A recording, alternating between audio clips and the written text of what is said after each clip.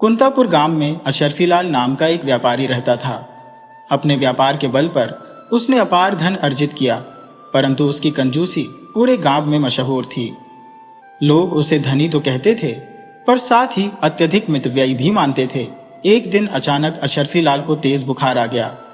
उसका शरीर निढाल पड़ गया और उसके होठों से एक भी शब्द नहीं निकल रहा था। परिवार वालों ने तुरंत गांव के वैद्य को बुलाया। वैद्य ने ध्यानपूर्वक परीक्षा की, पर शरीर में कोई स्पष्ट दोष नजर नहीं आया। चिंतित होकर वैद्य ने कहा, यह कोई साधारण बीमारी नहीं लगती, ये तो दर्द का ज्वर प्रतीत होता है। वैद्य की बातों पर विश्वास करते हुए अशरफीलाल के बेटे जय ने एक ओझा को बुलवाया। ओझा ने मंत्र पढ़े, ताबीज पहनाया और झाड़ फूंक की, लेकिन कोई लाभ नहीं हुआ। हताश होकर जय दोबारा वैद्य के पास गया और कहा, आपके कहे अनुसार दर्द के ज्वर का इलाज करवाया, परंतु कोई सुधार नहीं हुआ।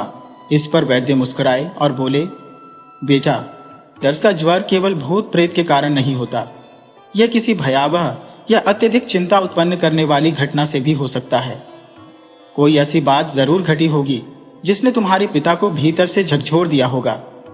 सोचो और उसी आधार पर उनका सही उपचार करो, अन्यथा उनके स्वास्थ्य में निरंतर गिरावट आती जाएगी। वैद्य की बात सुनकर जय को सहसा एक घटना याद आई। कुछ दिन पहले अपने पिता की अत्यधिक कंजूसी से तंग आकर उसने क्रोध में कह दिया था, पिताजी, मुझे मेरी जायदाद दे दीजिए, मैं खुद ही अपने ढंग से जीवनयापन कर लूंगा। इस बात को लेकर दोनों के बीच लंबे समय तक विवाद हुआ था। जैसे ही जय को यह एहसास हुआ कि उसके कठोर शब्दों के कारण ही उसके पिता बीमार पड़े हैं, उसका मन अपराध बोध से भर गया। उसने घर लौटकर यह बात अपनी मां और पत्नी को बताई। फिर वह अशरफीलाल के पास गया। उनके कमजोर होते चेहरे को देखते हुए बोला, पिताजी, मुझे माफ कर दीजिए, मैं कहीं नहीं जाऊंगा, मैं आपके साथ ही रहूंगा। मुझे जायदाद का बंटवारा नहीं चाहिए। लेकिन हैरानी की बात यह थी कि जय के पश्चाताप भरे शब्दों के बाद भी अशरफीलाल की हालत में कोई सुधार नहीं हुआ। उनका बुखार ज्यों का त्यों बना रहा। जय अब दुकान की पूरी जिम्मेदारी संभालने लगा। जो भी ग्राहक आता वह जय से अशरफीलाल के स्वास्थ्य के बारे में पूछता और जय सभी को उनके बुखार की कहानी सुनाता। इन्हीं ग्राहकों में से एक था कमलेश। वह अक्सर दुकान पर आता था और जय से अच्छे संबंध रखता था। जब जय ने उसे अपने पिता की बीमारी के बारे में बताया तो कमलेश का चेहरा एक पल के लिए गंभीर हो गया। दरअसल कई साल पहले उसने अशरफीलाल से 500 रुपये उधार लिए थे, लेकिन कई बार टालने के बावजूद वह रकम लौटा नहीं पाया था। कमलेश को याद आया कि जब उसने आखिरी बार अशरफीलाल से मोहल्लत मांगी थी तो उन्होंने सख्ती से मना कर दिया था। गुस्से में, क्रोधावेश में उसने भी कह दिया था, मैं एक दमड़ी भी नहीं लौटाऊंगा, जो करना है कर लो। उस वक्त वह अपनी बातों के प्रभाव से अनजान था। अब जब उसने सुना कि अशरफीलाल गंभीर रूप से बीमार है तो उसके भीतर दया उमड़ पड़ी। उसे लगा कि शायद पैसों की चिंता और उसकी धमकी के डर से ही व्यापारी का स्वास्थ्य बिगड़ गया होगा। वह तुरंत घर गया, रुपये जुटाए और बिना देर किए अशरफीलाल के पास पहुंचा। उनकी कमजोर आंखों में देखते हुए वह बोला, डरिए मत अशरफीलाल, मैं आपकी पूरी रकम ब्याज सहित वापस कर दूंगा। परंतु इसके बावजूद भी अशरफीलाल के बुखार में कोई सुधार नहीं हुआ। आखिर बीमारी की असली जड़ क्या थी? क्या यह सिर्फ एक संयोग था या फिर इसके पीछे कोई और बड़ा कारण छिपा था? गांव में यह खबर आग की तरह फैल गई कि अशरफीलाल लंबे समय से बुखार में पड़े हैं और भाई ज्वर के कारण बिस्तर से उठ भी नहीं पा रहे। गांव के लोग एक एक कर उनके घर आने लगे। हर कोई सहानुभूति प्रकट करता, सांत्वना देता, पर कोई भी उनकी हालत में सुधार नहीं ला पाया। इसी बीच खबर अशरफीलाल की बेटी के ससुराल तक भी पहुंच गई। उनके दामाद के पिता यानी उनके समधी तुरंत उनसे मिलने आए। वे अशरफीलाल के पास बैठे और भावुक स्वर में बोले, समधी जी, मैंने दहेज को लेकर जो दबाव डाला था उसके लिए क्षमा चाहता हूं। आप इस बात की चिंता न करें, जब संभव हो तब दीजिए और यदि न दे सके तो भी कोई बात नहीं। आपकी बेटी हमारे घर में बिल्कुल सुखी है, हम उसे कभी भी इस विषय में तंग नहीं करेंगे। कृपया इस चिंता को मन से निकाल दीजिए। लेकिन आश्चर्य की बात थी कि इतने सांत्वना भरे शब्दों के बावजूद अशरफी लाल की तबीयत में कोई सुधार नहीं हुआ। वे अब भी वैसे ही निढाल पड़े थे। यह सब देख रही थी उनकी पत्नी गजलक्ष्मी। अचानक उनके दिमाग में एक पुरानी बात कौंधी। उन्होंने धीरे से अशरफी लाल के कान में कुछ फुसफुसाया और फिर जो हुआ उसने सबको चौंका दिया। अशरफी लाल, जो इतने दिनों से चारपाई पर लेटे थे, झटके से उठकर बैठ गए। यह देखकर जय और उसकी पत्नी हैरान रह गए। जय ने उत्सुकता से पूछा, माँ, आपने ऐसा क्या कहा कि पिताजी एक ही पल में ठीक हो गए? शर्म से नजरें झुकाते हुए गजलक्ष्मी बोली, शादी के बाद से ही मैं इनसे एक सोने की करधनी बनवाने के लिए कह रही थी, लेकिन इन्होंने कभी उस पर ध्यान नहीं दिया। बस 1 हफ्ते पहले मैंने गुस्से में कह दिया था कि अगर इन्होंने करधनी नहीं बनवाई तो मैं कुएं में गिरकर अपनी जान दे दूंगी। लगता है इसी बात ने इन्हें भीतर तक परेशान कर दिया और ये चिंता में पड़कर बीमार हो गए। अब सब समझ चुके थे कि बुखार की असली वजह क्या थी। क्या अशरफी लाल अब करधनी बनवाने का निर्णय लेंगे या फिर उनकी कंजूसी एक बार फिर आड़े आएगी? बड़ी देर बाद मुझे यह बात याद आई कि मैंने उनके कानों में कह दिया था कि करधनी बनवाने की कोई जरूरत नहीं है। यह सुनकर वे निढाल होकर बैठ गए होंगे। अशरफी लाल अपनी आंखों से देख चुका था कि उसके बीमार पड़ने के बाद उसकी पत्नी, बहू और बेटा कितने परेशान हो गए थे। सारी पुरानी घटनाएं एक एक कर उसकी आंखों के सामने घूमने लगी। गांव वालों के प्रति उसके मन में कृतज्ञता का भाव भी उमड़ पड़ा। मन ही मन वह इस विचार से प्रसन्न था कि इस ज्वार के चलते उसकी डूबी हुई रकम वापस आ जाएगी। साथ ही उसका समधी, जो दहेज के लिए हमेशा उसे तंग करता था, अब बदल चुका था। बेटे की बंटवारे की जिद भी शांत हो गई थी और उसकी पत्नी ने भी अपनी जिद छोड़ दी थी। यह सब सोचते हुए उसने मन ही मन ईश्वर और इस ज्वार का धन्यवाद किया। इसके बाद उसने अपनी पत्नी से कहा, इतनी बड़ी कमर के लिए सोने की करधनी बनवानी हो तो जानती हो कितना सोना चाहिए। इसी चिंता में मैं बीमार पड़ गया था, लेकिन अब समझ में आ गया है कि जो पत्नी मुझ पर अपनी जान छिड़कती है, उसके लिए कितना भी खर्च करो वह कम ही रहेगा। मैं तुम्हारे लिए अवश्य करधनी बनवाऊंगा। गजलक्ष्मी ने यह सुनकर मुस्कुराते हुए कहा, अब आपकी तबीयत ठीक हो गई, यही मेरे लिए सबसे बड़ी खुशी है। आपकी कंजूसी से तंग आकर ही मैंने उस दिन ऐसी मांग रख दी थी जिसके लिए अब मैं माफी मांगती हूँ।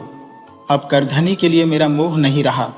अगर इसे बनवाना ही है तो इसे हमारी बहू के लिए बनवाइए, उस पर यह अधिक सुंदर लगेगी। गजलक्ष्मी की यह बात सुनकर पूरा परिवार खिलखिलाकर हंस पड़ा। उस दिन के बाद अशरफी लाल पूरी तरह स्वस्थ हो गया और उसने अपनी कंजूसी भरी आदत भी छोड़ दी। इस प्रकार वे सभी फिर से एक खुशहाल परिवार की तरह जीवन बिताने लगे।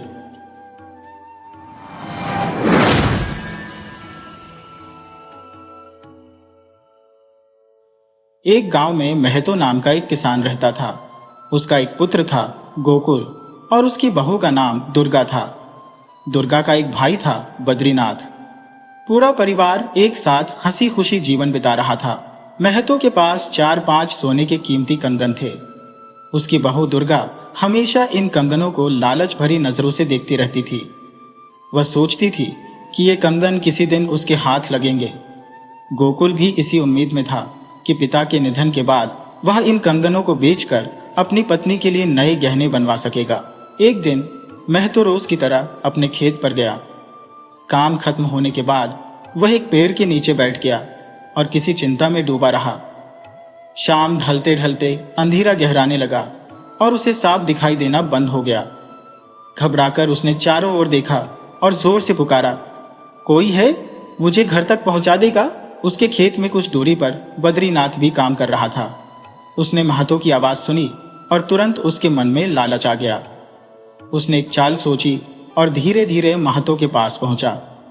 अपनी आवाज बदलकर गरजते हुए बोला, पहले कंगन उतार कर दे दो। अचानक हुए इस हमले से महतो डर गया। मजबूर होकर उसने अपने कंगन उतारकर बद्रीनाथ को दे दिए। अंधेरे में वह पहचान नहीं पाया कि सामने खड़ा व्यक्ति कौन था। बद्रीनाथ जल्दी से वहां से भाग निकला और सीधे सुनार के पास गया। भाई, इन कंगनों को बेच दो और जो पैसे मिले उसमें से आधा हिस्सा तुम्हारा होगा। उसने सुनार से कहा, इधर। महतो जैसे तैसे घर पहुंचा। उसकी बहू ने तुरंत पूछ लिया, बाबा, आपके कंगन कहाँ गए? महतो घबरा गया।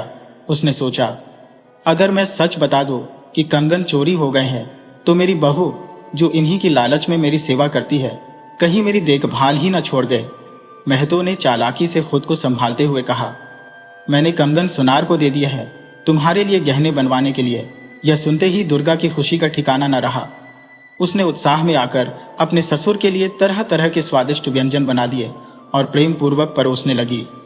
उधर सुनार आधी रात को अपनी दुकान में काम कर रहा था। असल में वह चोरी के सोने के कंगनों को पिघला रहा था। तभी उसकी पत्नी मीनाक्षी नींद से जाग गई और हैरानी से पूछने लगी, आधी रात को तुम यह क्या कर रहे हो? अचानक अपनी पत्नी को सामने देखकर सुनार घबरा गया। वह नहीं चाहता था कि मीनाक्षी को इस चोरी की भनक लगे। घबराहट में उसका हाथ गर्म सोने से जल गया और दर्द से कराहते हुए वह झुंझलाकर बोला, जाकर सो जाओ, बेकार के सवाल मत पूछो। मीनाक्षी को शक तो हुआ, लेकिन उसने चुप रहना ही ठीक समझा। सुबह होते ही दुर्गा सुनार के घर जा पहुंची। वहां सुनार मौजूद नहीं था, तो उसने मीनाक्षी से कहा, मेरे ससुर ने सोने के कंगन गहने बनवाने के लिए तुम्हारे पति को दिए हैं। मुझे उसमें से 2 कंगन और 1 अंगूठी बनवानी है। जब तुम्हारा पति लौटे तो उसे ये बात बता देना और कह देना कि तुरंत मेरे घर आकर बात करे। इतना कहकर दुर्गा वापस लौट गई। जब सुनार घर पहुंचा तो मीनाक्षी ने उसे दुर्गा की कही हुई सारी बातें बता दी। सुनार पहले तो हक्का बक्का रह गया, फिर तुरंत संभलते हुए बोला, यह सोना उनका नहीं है, तुम चुप रहो। इधर दुर्गा ने घर लौटकर पूरे परिवार के सामने यह ऐलान कर दिया कि वह सुनार के घर होकर आई है और जल्द ही उसके गहने बनकर आ जाएंगे। ये सुनकर महतो और बद्रीनाथ दोनों स्तब्ध रह गए, मगर किसी ने कुछ नहीं कहा। कुछ समय बाद मौका देखकर बद्रीनाथ सुनार के घर पहुंचा और कंगनों की बात छेड़ी, मगर सुनार भी कम चालाक नहीं था। इस पर सुनार बिगड़कर बोला, कौन से कंगन? तुमने मेरे हाथ में कोई कंगन नहीं दिए। अगर चाहो तो अदालत में जाकर शिकायत कर दो। सुनार को अब यह अच्छी तरह पता चल चुका था कि कंगन महतो के थे, मगर वह अपनी गलती मानने को तैयार नहीं था। ये सुनकर बद्रीनाथ हैरान रह गया। उसकी आत्मा उसे धिक्कारने लगी। पश्चाताप के बोझ से दबा वह चुपचाप घर की ओर लौट पड़ा। लेकिन जब बद्रीनाथ सुनार से बात कर रहा था, तब सुनार की पत्नी मीनाक्षी ने यह पूरी बातचीत छिपकर सुन ली थी। इधर महतो ने गुप्त रूप से अपने पुत्र गोकुल को बताया कि कुछ दिन पहले किसी ने अंधेरे में जबरन उसके कंगन छीन लिए थे, मगर चूंकि उसकी आंखें ठीक से नहीं देखती थी, वह पहचान नहीं सका कि वह कौन था। यह सुनकर गोकुल सतर्क हो गया। उसने बीते दिनों कई बार बद्रीनाथ को सुनार के घर आते जाते देखा था। उसे अब शक होने लगा था कि मामला कुछ गड़बड़ है। उधर मीनाक्षी कई दिनों से अपने पति के तानों से परेशान थी। सुनार अक्सर उसे ताने मारता, तेरे मायके वालों ने तेरे लिए कोई गहने तक नहीं बनवाए। हर रोज यह सुन सुनकर मीनाक्षी दुखी रहने लगी। अब उसके मन में भी एक नया विचार आया, अगर मैं अपने पति के पिघलाए हुए सोने को चुरा लूं और उसे मायके भेजकर गहने बनवा लूं, तो फिर मुझे कभी कोई ताना नहीं सुनना पड़ेगा। यही सोचकर वह सोने को हड़पने की ताक में बैठी रही। जैसे ही सुनार घर से बाहर निकला, उसने जल्दी से सोना उठाया और अपने कपड़ों में छिपा लिया। शाम को जब सुनार घर लौटा तो सोना गायब देखकर आग बबूला हो गया। उसने मीनाक्षी पर शक करते हुए उसे झकझोर दिया, सोना कहाँ है? तुमने जरूर इसे चुराया है। मगर मीनाक्षी ने कसम खाकर कहा, मैं कुछ नहीं जानती। दूसरी तरफ बद्रीनाथ भी सुनार से मिले धोखे का बदला लेने के लिए मौके की तलाश में था।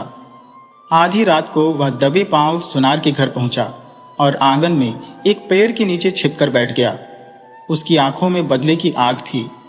उसने अपने हथियार को कसकर पकड़ा और सही मौके का इंतजार करने लगा। गोकुल के मन में यह पक्का यकीन हो चुका था कि सुनार और बद्रीनाथ के बीच कोई गुप्त समझौता हुआ है।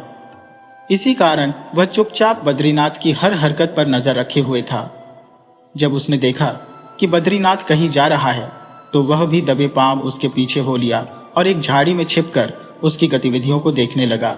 इधर सुनार को घर से सोना गायब होने पर पूरा शक था कि यह उसकी पत्नी मीनाक्षी की ही करतूत है, लेकिन वह सीधे तौर पर कुछ कहने के बजाय पलंग पर लेटकर नींद का बहाना करने लगा और छिपकर अपनी पत्नी पर नजर रखने लगा। मीनाक्षी भी अपने ही सोच विचार में डूबी थी। उसे लग रहा था कि सोने को घर में रखना खतरे से खाली नहीं है। इसलिए जैसे ही उसे लगा कि उसका पति गहरी नींद में है, वह चुपके से उठी और घर से बाहर निकल गई। उसने सीधा जंगल की ओर कदम बढ़ा दिए, परंतु सुनार कहाँ इतनी आसानी से धोखा खाने वाला था। वह भी दबे पांव अपनी पत्नी के पीछे हो लिया। इधर बद्रीनाथ को यह बिल्कुल समझ नहीं आ रहा था कि सुनार और उसकी पत्नी कहाँ जा रहे हैं। उसे कुछ गड़बड़ लगा, इसलिए वह भी उनका पीछा करने लगा। पर कहानी यही खत्म नहीं होती। गोकुल, जो पहले से ही बद्रीनाथ की हरकतों पर निगाह रखे था, उसे पीछे जाते देख चुपचाप उसके भी पीछे हो लिया। अब हालात यह थे, मीनाक्षी को लगा कि वह अकेली जा रही है, सुनार को लगा कि वह अकेली अपनी पत्नी का पीछा कर रहा है, बद्रीनाथ को लगा कि वह अकेला सुनार और उसकी पत्नी का पीछा कर रहा है, गोकुल को लगा कि केवल वही छिपकर बद्रीनाथ का पीछा कर रहा है। लेकिन किसी को यह नहीं पता था कि वे चारों एक के पीछे एक कतार में चल रहे हैं, ठीक वैसे ही जैसे शिकार पर निकली बिल्लियां दबे पांव आगे बढ़ती है। असली मोड़ तब आया जब गांव के बाहर एक सुनसान मंदिर के पास मीनाक्षी रुकी। उसने जल्दी से जमीन में एक छोटा सा गड्ढा खोदा, उसमें सोना छिपा दिया और ऊपर से मिट्टी डाल दी। काम पूरा करके वह राहत की सांस लेते हुए घर की ओर चल पड़ी।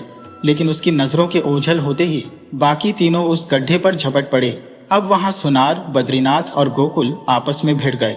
तीनों ही उस सोने पर अपना हक जमाने लगे और गर्मागर्मी से झगड़ने लगे।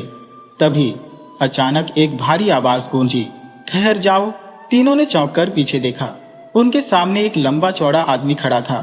उसकी आंखों में कड़कपन था और चाल में रौब। असल में वह कोई और नहीं बल्कि नगर का कोतवाल था।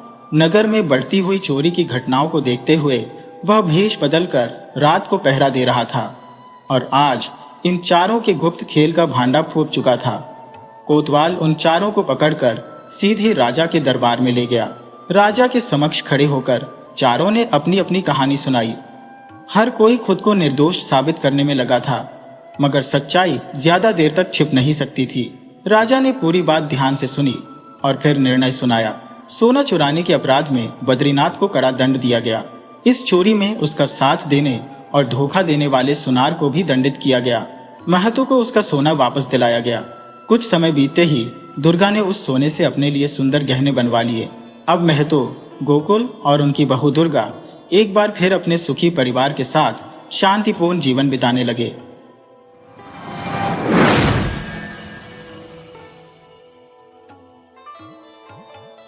बहुत समय पहले की बात है। उत्तर प्रदेश के एक गांव रामपुर में एक प्रभावशाली चौधरी परिवार का वर्चस्व था। जसवंत सिंह चौधरी एक समृद्ध जमींदार थे और उनके 4 बेटे थे, महेश, प्रकाश, रविंदर और बलवंत। बलवंत सबसे छोटे बेटे थे, जो शहर से पढ़ाई पूरी करके गांव वापस आए थे। उनके गांव वापस आने पर पूरे गांव में हर्षोल्लास का माहौल था। चौधरी साहब ने इस खुशी में एक भव्य भोज का आयोजन किया था, जिसमें आसपास के रसूखदार लोगों और गांव के हर परिवार को आमंत्रित किया गया था। साथ ही नाच गाने और संगीत का भी आयोजन किया गया था। पूरा गांव चौधरी साहब के यहाँ नए नए कपड़े पहनकर और अच्छे से तैयार होकर पहुंचा था। महिलाएं भी सज धज कर वहां पहुंच रही थी। एक तरफ भोज चल रहा था और दूसरी तरफ एक बड़े मंच पर चौधरी साहब और उनके परिवार के लोग बैठे हुए थे। बलवंत भी वहां मौजूद थे। शहर में रहकर उनकी सुंदरता में और निखार आया था। वही मंच पर नाच गाने का मजा लेने में जुटे हुए थे। वहां कमली नाम की एक 17-18 साल की खूबसूरत लड़की थी, जो बहुत ही चंचल स्वभाव की थी। उसके पिता चौधरी साहब के यहाँ मजदूरी करते थे और वह एक गरीब परिवार की बेटी थी। कमली अपने माता पिता की 5वीं संतान थी। जब मंच पर नाच गाना चल रहा था तो कमली भी एक कोने में बैठकर इसका आनंद ले रही थी। तभी बलवंत की नजर उस पर पड़ी और वह उसे देखता ही रह गया। उनकी नजरें आपस में टकराई और दोनों सम्मोहित से हो गए। लेकिन तभी जसवंत चौधरी ने बलवंत को आवाज दी और वह अपने पिता के पास चला गया। कमली भी अपने परिवार के साथ घर चली गई। बलवंत कमली को ढूंढने लगा, लेकिन उसका नाम तक नहीं पूछ पाया। वह कमली का चेहरा और उसकी आंखें याद करता रहा। अगले दिन बलवंत चौधरी कमली को ढूंढने के लिए पूरे गांव का चक्कर लगाया, पर वह कहीं नजर नहीं आई। एक दिन बलवंत अपने खेतों की देखभाल करने गया, जहां फसल कटाई चल रही थी। तभी उसकी नजर कमली पर पड़ी, जो अपनी मां के साथ फसल काटने आई थी।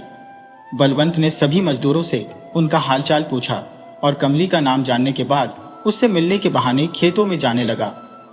कमली और बलवंत अब अक्सर मिलते और बातें करने लगे। एक दिन बलवंत ने कमली से कहा, तुम मुझे बहुत अच्छी लगती हो और मैं तुमसे प्यार करने लगा हूं। कमली ने जवाब दिया, मलिक, आप बहुत अच्छे हैं, लेकिन हमारा मेल कहाँ है?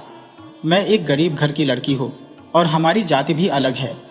आपकी और मेरी कभी भी शादी नहीं हो सकती। बलवंत ने उसे दिलासा देते हुए कहा, मैं तुमसे शादी करूंगा, तुम्हारे बिना मैं नहीं रह सकता। कमली ने बलवंत से कहा कि वे दोनों पहाड़ी के ऊपर माता के मंदिर चलें, जहां कहते हैं कि मांगी गई मुराद पूरी होती है। वहां वे माता से अपने लिए प्रार्थना करेंगे और माता उनकी मुराद पूरी करेंगी। कमली और बलवंत ने मंदिर जाने का निश्चय किया, जहां वे अपनी प्रेम कहानी को नई दिशा देने की कोशिश करेंगे। अगले ही दिन बलवंत और कमली तड़के ही मंदिर की ओर निकल पड़े।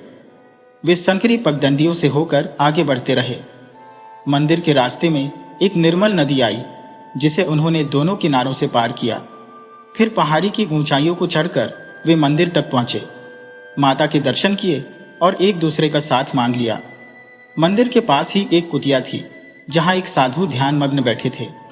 बलवंत और कमली ने उन्हें प्रणाम किया। साधु ने पूछा, तुम कौन हो बच्चों, और यहाँ क्यों आए हो? बलवंत ने अपनी और कमली की पूरी कहानी साधु को सुना दी। साधु कुछ समय के लिए ध्यानमग्न हो गए और फिर बोले, बच्चों, जो तुम करने जा रहे हो वह कठिन है। अगर तुम शादी कर भी लोग तो उसकी बहुत बड़ी कीमत चुकानी पड़ेगी। बलवंत ने प्रश्न किया, ऐसा क्यों बाबा? लेकिन साधु चुप रहे। बलवंत और कमली अपने घर वापस आ गए। उनके प्रेम का चर्चे गांव में आग की तरह फैल गए। कमली के पिता को जब यह बात पता चली तो उन्होंने कमली को बहुत मारा और कहा, तुमने क्या किया? अगर बड़े मालिक को पता चला तो वे हमें गांव से बाहर कर देंगे। हम कहां जाएंगे? हम तो उनके टुकड़ों पर पल रहे हैं। हे भगवान, अब क्या होगा? उधर जसवंत चौधरी को भी यह खबर लग गई थी। उन्होंने गुस्से में बलवंत को बुलाया और पूछा, बलवंत, यह मैं क्या सुन रहा हूं? रामदीन, हमारा नौकर, उसकी बेटी और तुम्हारा क्या संबंध है? बलवंत ने कहा, बाबूजी, मुझे माफ करें। कमली एक बहुत ही अच्छी लड़की है और मैं उसे प्यार करता हूं। हम दोनों शादी करना चाहते हैं। जसवंत चौधरी ने गुस्से में बलवंत को थप्पड़ मारते हुए कहा, क्या इसीलिए तुम्हें शहर भेजा था पढ़ने के लिए? ऐसी लड़कियां बिस्तर तक ही ठीक होती हैं। आज के बाद उसका ख्याल दिमाग से निकाल दो। तुम्हारी शादी पृथ्वीपुरी के जमींदार की बेटी से होगी। बलवंत ने कहा, नहीं बाबूजी, ऐसा मत कीजिए। कमली और मैं एक दूसरे के बिना नहीं रह सकते। लेकिन जसवंत चौधरी यह सुने बिना ही वहां से चले गए। बलवंत की मां ने कहा, बेटा, तुम्हें अपने बाबूजी की बात माननी चाहिए। उन्होंने जो कह दिया है वह पत्थर की लकीर है। वे तुम्हें और कमली को कभी एक नहीं होने देंगे। तुम वही शादी कर लो जहां बाबूजी ने कहा है। बलवंत ने उत्तर दिया, नहीं मां, मैं और कमली एक दूसरे को कभी नहीं भूल सकते। हम दोनों एक दूसरे से बहुत प्यार करते हैं। इधर जसवंत चौधरी ने अपने विश्वास पात्र आदमी को बुलाया और आदेश दिया, आज रात रामदीन के घर को जला दो। कोई भी जिंदा नहीं बचना चाहिए। कमरे के बाहर एक व्यक्ति इस बातचीत को सुन रहा था। रात लगभग 2 बजे 8 से 10 नकाबपोश लोगों ने रामदीन के घर के चारों ओर आग लगा दी।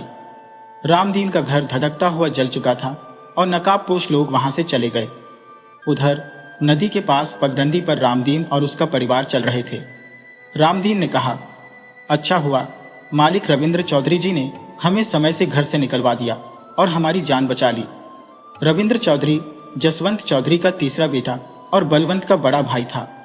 वह अपने छोटे भाई से बहुत प्रेम करता था। दोनों भाई साथ खेलते और बड़े हुए थे। रविंद्र पहले से ही बलवंत और कमली के प्रेम के बारे में जानता था और उसने अपने भाई को समझाने की बहुत कोशिश की थी। जब जसवंत चौधरी अपने आदमियों को रामदीन के परिवार को खत्म करने का आदेश दे रहे थे, तब रविंद्र ने यह सुन लिया था और समय रहते जाकर सभी को सुरक्षित निकाल लिया था। हालांकि उसने यह बात अपने भाई बलवंत को नहीं बताई थी, क्योंकि उसे पता था कि उनके बाबूजी जसवंत चौधरी कभी भी उन्हें एक नहीं होने देंगे। अगर उन्हें कमली और उसके परिवार का पता चल गया तो वह फिर से उन्हें खत्म करने की कोशिश करेंगे। इसलिए रविंद्र ने यह बात किसी को नहीं बताई और सोचा कि कुछ दिनों में उसका भाई भी कमली को भूल जाएगा और सामान्य हो जाएगा। तथा उसकी शादी अच्छी जगह हो जाएगी। रविंद्र ने रामदीन को अपने दूर के रिश्ते के मामा के नाम पर एक चिट्ठी दी और कहा, उन्हें अपने यहाँ आश्रय दे देना और काम पर भी रख लेना। रामदीन का परिवार अगले दिन शाम तक नारायणपुर पहुंच गया। चौधरी की चिट्ठी देकर वहां के जमींदार, नारायणपुर के छोटे जमींदार और धर्मपरायण आदमी ने रामदीन के परिवार को अपने खेत में बने मकान में रुकने की व्यवस्था कर दी। इधर बलवंत चौधरी जब सुबह उठता है तो हवेली के बाहर बातें हो रही थी कि रामदीन के घर में रात को आग लग गई और उसका पूरा परिवार खत्म हो गया। यह सुनकर बलवंत पागल सा हो जाता है और दौड़ते हुए कमली के घर की तरफ जाता है। उसके पीछे उसका भाई रविंद्र भी जाता है। पूरा घर राख का ढेर बन गया था। बलवंत राख के ढेर में घुसने की कोशिश करता है तो पीछे से रविंद्र उसे पकड़ लेता है और अपनी हवेली में ले आता है। बलवंत पूरी तरह बदल चुका है। कमली की यादों में वह पागलों की तरह हो गया है। वह न किसी से बात करता है, न हंसता है, बस गुमसुम ही रहता है। उसका भाई और माँ उसे बहुत समझाते हैं। इधर जसवंत चौधरी उसकी शादी पृथ्वीपुर के जमींदार की बेटी से करवाना चाहते हैं। पृथ्वीपुर के जमींदार की ओर से एक संदेश आता है और वह एक चिट्ठी जसवंत चौधरी को देते हैं। जसवंत चौधरी चिट्ठी पढ़ते हैं जिसमें लिखा है कि उनकी बेटी माधवी की उम्र 18 वर्ष होने पर एक बड़े समारोह का आयोजन किया जा रहा है, जिसमें आप सभी को निमंत्रित किया गया है। बलवंत को भी लेकर आएं, जिससे माधवी और बलवंत एक दूसरे को देख लें और पसंद कर लें, ताकि आगे उनकी शादी की बात की जा सके। यह खबर सुनकर जसवंत चौधरी बहुत खुश होते हैं और घर में सबको बताते हैं। पृथ्वीपुर के जमींदार की बेटी से बलवंत की शादी हर तरह से फायदे का सौदा है, क्योंकि पृथ्वीपुर एक बहुत बड़ी रियासत है जिसका प्रभाव पूरे देश में है। पृथ्वीपुर के जमींदार की गिनती देश के सबसे अमीर जमींदारों में होती है और वहां कोई लड़का नहीं है, सिर्फ एक लड़की माधवी है। समारोह में माधवी की नजर बस बलवंत पर ही लगी रहती है। माधवी एक बहुत खूबसूरत, संस्कारी और सभ्य लड़की थी, जो सबको सम्मान देने वाली और हवेली में सबकी लाडली थी। समारोह खत्म होने के बाद जसवंत चौधरी अपने रुकने के स्थान पर चले जाते हैं। उधर माधवी का बहुत बुरा हाल था। उसे तो बस चारों तरफ बलवंत चौधरी ही दिखाई दे रहे थे। उसकी आंखों की नींद उड़ चुकी थी। जैसे जैसे रात बीतती है और सुबह होती है, उसकी माँ कहती है कि तुम्हारी शादी की बात करने के लिए इस समारोह में उन्हें बुलाया गया है। अगर तुम्हें बलवंत पसंद है तो तुम बलवंत से अकेले में मिलकर पक्का कर लो, फिर तुम्हारे पिताश्री चौधरी साहब से तुम दोनों की शादी की बात कर लेंगे। दोपहर के भोजन में जसवंत चौधरी, उनकी पत्नी और बलवंत को बुलाया जाता है। सभी लोग भोजन करने के लिए बैठे थे। माधवी बस बलवंत को देखे जा रही थी, परंतु बलवंत ने एक बार भी उसकी ओर नजर नहीं मिलाई। भोजन के पश्चात माधवी की माँ उससे कहती है, बेटी, बलवंत को हवेली दिखा लाओ। माधवी और बलवंत वहां से बाहर निकल जाते हैं। माधवी बलवंत को अपनी हवेली दिखाती है, परंतु बलवंत उससे कोई बात नहीं करता। माधवी पूछती है, क्या बात है, क्या मैं आपको पसंद नहीं हूं? बलवंत उत्तर देता है, आप तो बहुत अच्छी हैं, आपको कोई नापसंद नहीं कर सकता, पर मैं आपके लायक नहीं हूं। माधवी कहती है, आप जैसे भी हैं, मुझे आप बहुत पसंद है। मैं शादी करूंगी तो आपसे ही करूंगी। बलवंत कुछ नहीं कह पाता और उनकी मुलाकात समाप्त हो जाती है। माधवी की माँ उससे पूछती है, कैसा लगा बलवंत तुम्हें? माधवी मुस्कुराकर जवाब देती है। उसकी माँ कहती है, इसका मतलब मैं समझूं कि तुम्हारी हाँ है। पृथ्वीपुर के जमींदार जसवंत चौधरी, पंडित जी और अन्य लोग बलवंत और माधवी की शादी की बात कर रहे थे। पंडित जी कहते हैं, अगले महीने की एकादशी का मुहूर्त शादी के लिए बहुत शुभ है। दोनों परिवारों में शादी की तैयारी चल रही थी, परंतु बलवंत अभी भी कमली की यादों में खोया हुआ था। उधर कमली का भी बुरा हाल था। वह ना कुछ खाती, ना पीती, ना किसी से बात करती, बस गुमसुम रहती थी। रामदीन और उसकी पत्नी उसे बहुत समझाते, पर वह कोई जवाब नहीं देती। एक दिन कमली पास के तालाब के किनारे बैठी हुई थी। तभी नारायणपुर के जमींदार का बेटा कारण वहां आता है। वह कमली को देखकर मोहित हो जाता है। कारण कमली के पास जाता है और पूछता है, तुम कौन हो? कमली बताती है, मैं पास के खेतों में बने मकान में रहती हूँ। कारण वहां से चला जाता है और अपने घर जाकर अपनी माँ को कमली के बारे में बताता है और कहता है, मैं शादी उसी लड़की से करूंगा। कारण की माँ कहती है, मैं तुम्हारे पिताश्री से बात करूंगी। अगले दिन कारण की माँ अपने पति से बात करती है और कारण के दिल की बात बताती है। तब वह कहते हैं, अगर कारण को लड़की पसंद है तो मैं लड़की के पिता को बुलाकर शादी की बात करूंगा। अगले दिन रामदीन को नारायणपुर के जमींदार की हवेली में बुलाया गया। रामदीन हवेली पहुंचा और उसे बहुत सम्मान के साथ बैठाया गया। जमींदार साहब आए तो रामदीन खड़ा हो गया। जमींदार ने उसे बैठने का आग्रह किया और बोले, रामदीन, बुरा मत मानना, पर एक बात कहनी है।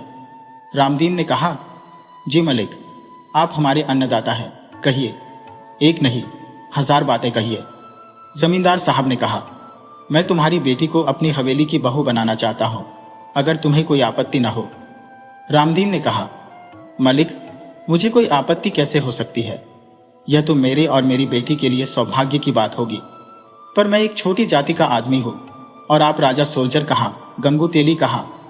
मलिक ने कहा, रामदीन, मैं यह सब नहीं मानता। भगवान ने सबसे पहले हमें इंसान बनाया है। कल पंडित जी को बुलाकर मुहूर्त निकलवा लेते हैं।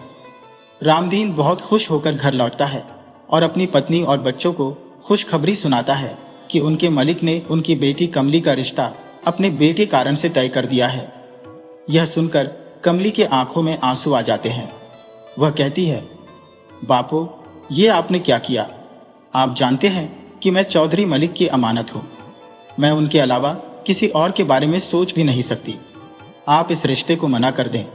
रामदीन गुस्से में कहता है, क्या तुम पागल हो गई हो? इतना अच्छा रिश्ता मिला है और वह भी जमींदार के घर से। जिन्होंने हमें आश्रय दिया है वे तुम्हें अपनी हवेली की बहू बना रहे हैं।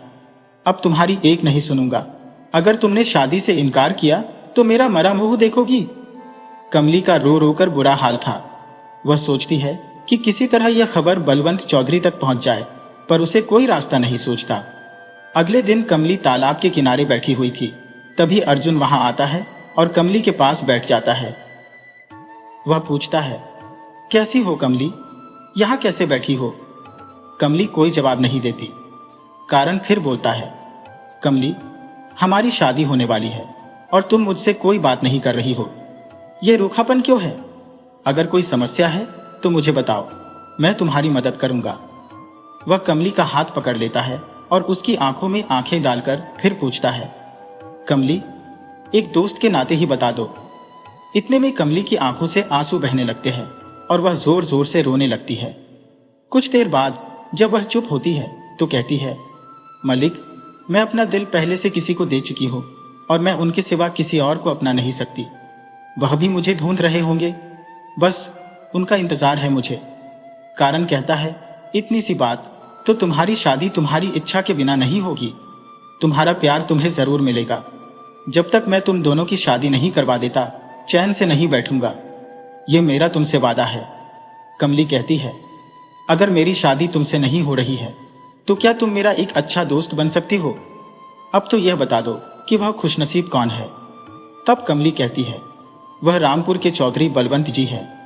बलवंत का नाम सुनकर कारण चौंक जाता है और कहता है, बलवंत तो मेरा भाई है।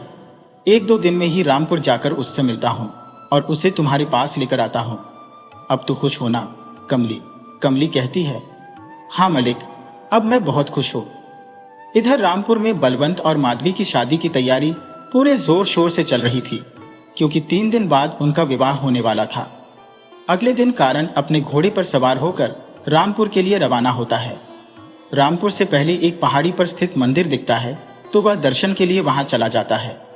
माता के दर्शन करने के बाद वह पास की कुटिया की ओर बढ़ता है, जहां महात्मा जी ध्यान में लीन होते हैं।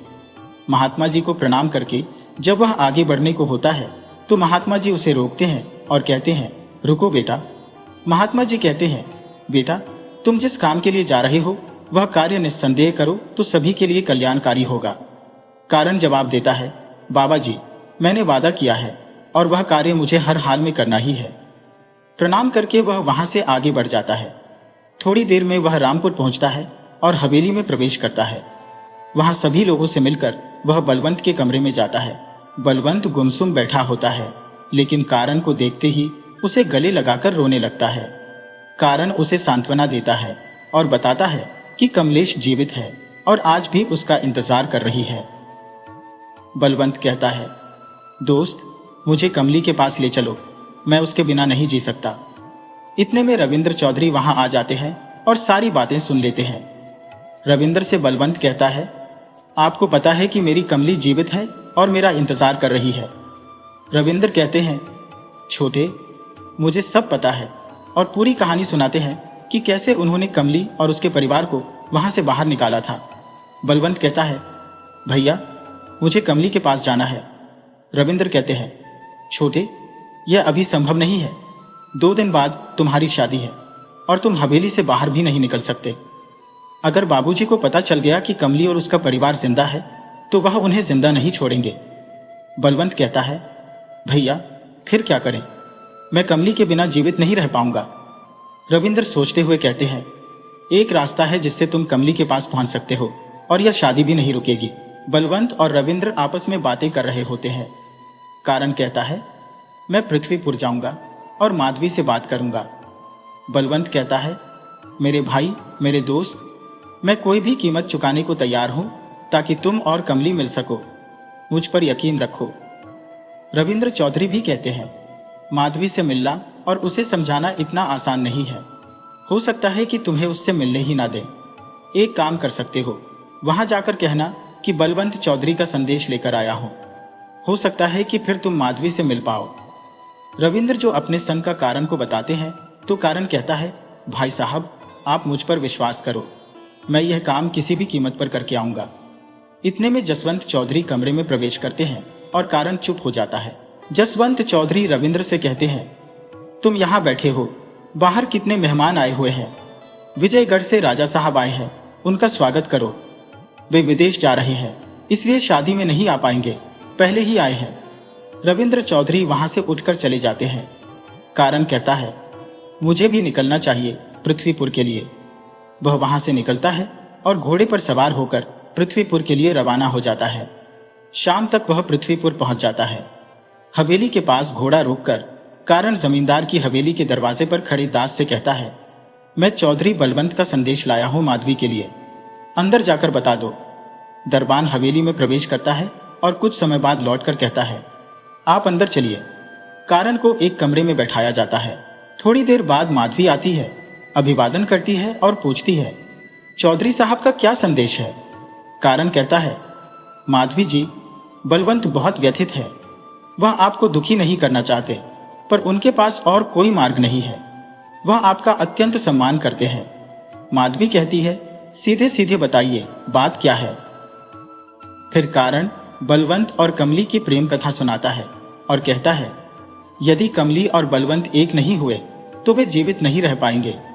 माधवी जी, मुझे आपकी सहायता चाहिए। माधवी कहती है, जब वे किसी और से प्रेम करते थे तो मुझे क्यों नहीं बताया? वह अपने पिताजी को नहीं बता सकते थे तो मुझे तो बता सकते थे। मैं मना कर देती अपने पिताजी से। कारण बताता है, उनके पिताजी ने कहा था, अगर वे माधवी या किसी को भी कुछ बताएंगे तो अच्छा नहीं होगा।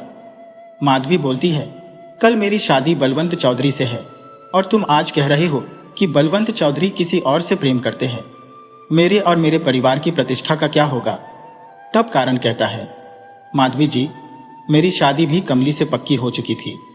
मेरी शादी भी 15 दिन बाद है, पर जैसे ही मुझे पता चला कि कमली और बलवंत एक दूसरे से प्रेम करते हैं तो मैंने सोचा कि मेरा प्रेम मुझे मिले या ना मिले, पर बलवंत और कमली को मिलना चाहिए। माधवी कहती है, मेरे पिताजी को जानते हो, वे बहुत अच्छे हैं, पर ऐसे में वे रामपुर और वहां के चौधरी को नहीं छोड़ेंगे। यह असंभव है, मैं कुछ नहीं कर सकती।